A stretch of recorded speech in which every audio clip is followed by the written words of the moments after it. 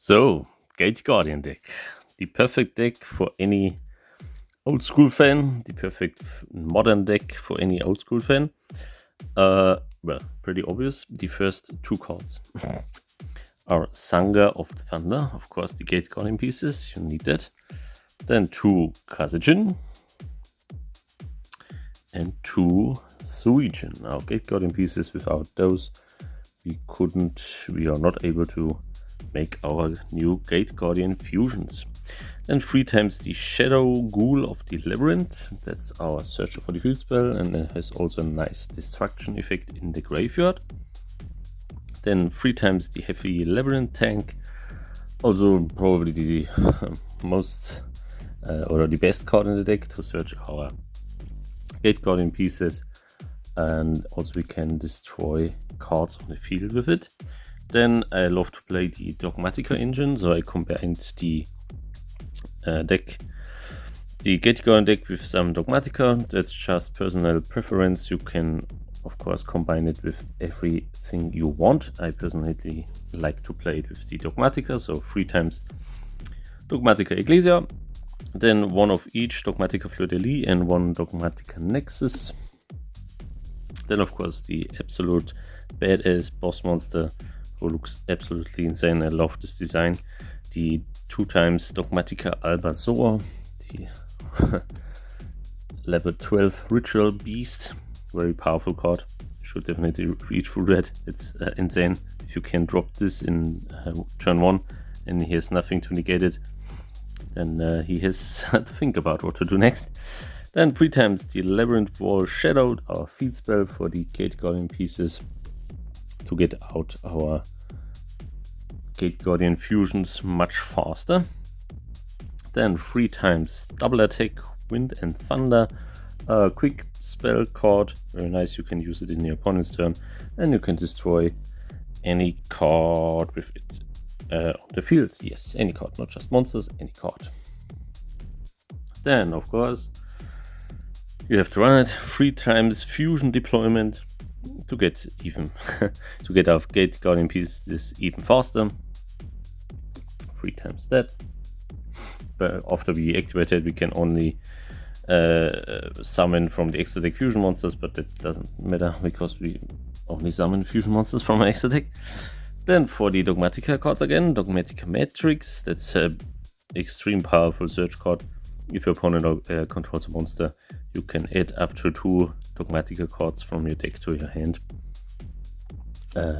Yeah, very nice for a card.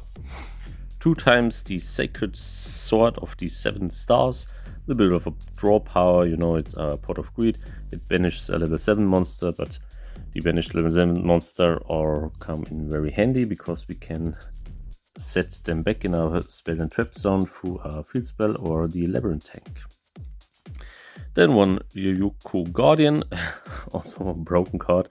It just like that, it halves your opponent's life points, and 1 of your Gate Guardian fusion monsters gains that amount as a decay. Then of course we need the ritual spells, 1 Dogmatica Catastrophe and 1, I guess that's a different name. It's Dogmatica Calamity, I guess, and Dogmatica Macabre. 2 ritual summon our Dogmatica Albazoar, of course. And for the traps, 2 times the Prey of the Shiraigumo. Also very underrated card in my opinion. It's a non-targeting destruction effect. Works almost or works exactly like the Infinite Impermanence, just for monster zones, not spell and trap zones. And it doesn't negate it, destroys the monster without targeting it. Then of course probably one of the best cards in the current format, Evenly Matched. And the last 3 times Infinite Impermanence. That's for the main deck. Let's move on to the extra deck. Well, what a surprise. We run in the extra deck 3 times the Gate Guardians United, or however that is pronounced in English. So this guy is actually pretty insane. You can negate a effect that targets card on the field up to 3 times per turn. So targeting effects, you can be negated through one single card up to 3 times per turn. Yeah, that's very insane. The next card is even more insane in my eyes. The Gate Guardian of Wind and Water, and this guy allows you to negate any trap or spell card or effect up to 2 times per turn. Yes, so these two are the best Gate Guardian fusions, the Gate Guardians United and Gate Guardian of Wind of Water. Yeah, if you have those two on the field, that's pretty strong. Pretty strong. Good English there. Then we continue with Gate Guardian of Thunder and Wind. This is the searcher for any Gate Guardian related spell or trap card.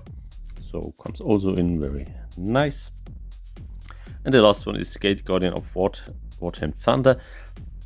Sometimes this is even better, sometimes, than the Thunder and Wind, because it can change up to 2 times per turn the ATK of opponent's monster to 0, and you can also do that during damage calculation.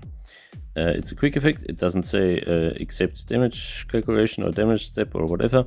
So if this card is already battling opponent's monster which has higher ATK, you can change that ATK to 0 from your opponent's monster, and the opponent's monster gets destroyed. So never forget that. This is also probably a little bit underrated, but it's very strong, this thing. Okay, the last fusion card. You may think, what the hell is going on? The Quintet Magician. That's just here to ritual summon our Albasaur via Dogmatica Calamity. You know, we can send a level 12 monster from your extra deck to the graveyard to summon the Dogmatic Albasaur, because Dogmatic Albasaur is level 12.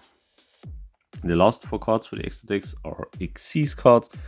Of course, you can play Link cards or whatever you want. You know, myself is more of a Xyz player. So we play, of course, one Divine Arsenal Zeus, one number 77 Sins, level 12. Level 12 is not hard to summon in this deck, because the big Gate Guardian fusion is level 12 and Albasaur is also level 12. So zack, summon that, detach 2 materials, banish all special summoned monsters from your opponent. Yeah, powerful.